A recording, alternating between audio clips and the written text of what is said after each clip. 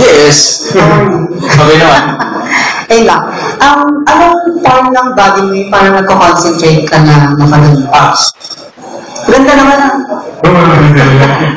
Talagang abs. Kasi, actually, apat lang yun eh, dun sa billboard ng Belo. Gusto ko sana yung kasi maliit, walang taba. So, talaga more on abs, I'm sure lahat ng tayo, for example, or video, I'm sure abs din. Diba?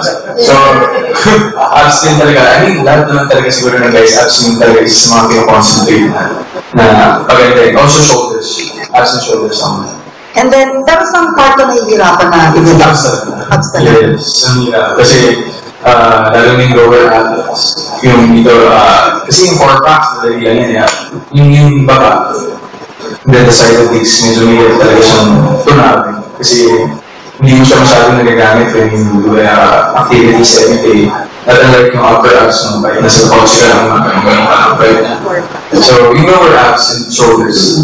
Part ng, syempre, pagiging healthy, yung tulog. Yes. Paano mo siya namamanage?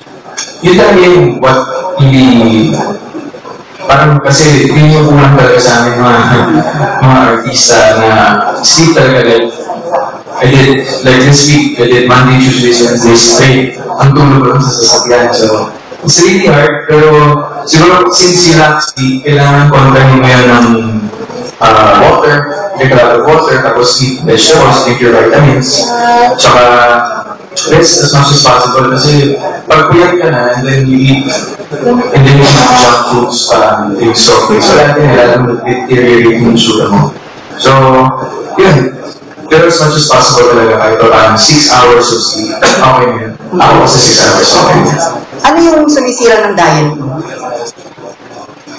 Kapag na-concentrated ka masyado sa diet tapos bilang sira ang diet movies. Ay, ako talaga. Yun, rise to the max. Pero, sana walang movies ngayon, pero, yun talaga, yun, movies and sisig, nakakasira ng tayo ko yun. Happiness. Comedians.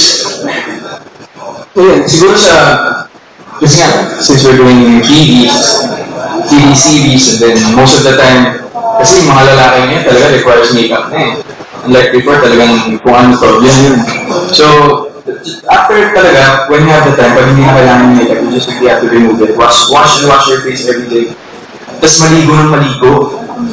Yun talaga number one kasi of course, pag iba yung feeling na you feel good about yourself, parang you feel confident.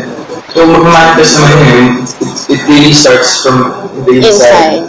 Kung ano yung mag-i-maintain sa sarili mo, if you feel insecure, if you feel depressed all the time, it affects everything.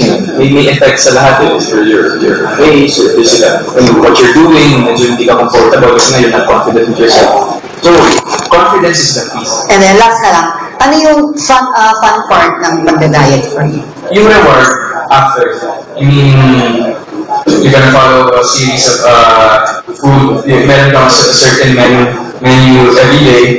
Then, ang sarap lang pag nagtimbang you immediately see the results of your hard work kasi diet is a working progress eh. You involve yourself, you make yourself work for something that you want to achieve. So, yung reward talaga, yung nag-lose ka ng weight, nag-gain ka ng muscles, yun yung fun part about diet. And kaya ang mukha, maganda sa screen. Yeah. Thank you! Thank you!